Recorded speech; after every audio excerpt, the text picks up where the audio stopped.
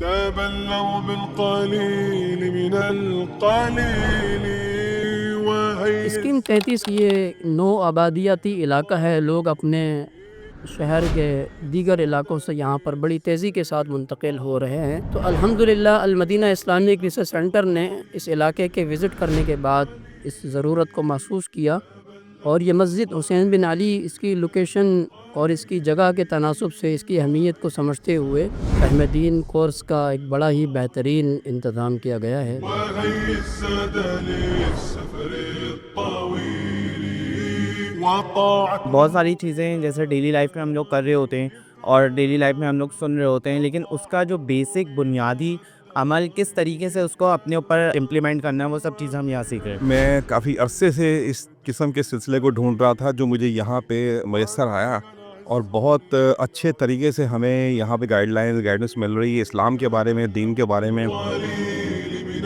القليل تبلوا بالقليل. ہم معاشرے میں تشدد، شدت، تعصب اور ان چیزوں سے دور رہنے کے قائل ہیں، اور ایسے کسی بھی طریقہ کار کو نہیں اپناتے جس سے لوگوں میں نفرت پیدا ہو.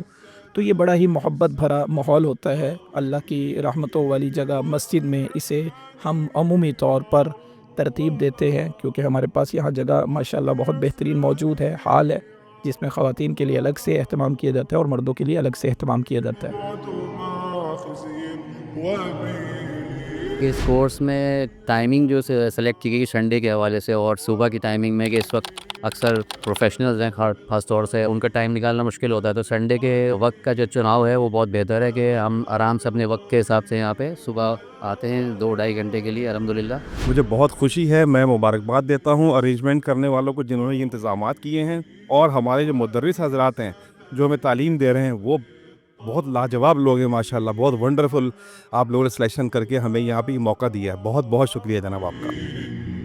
وسلم بالغدو وبالأصيل على طه البشير بكل خير ختام الرسل والهدي الدليل.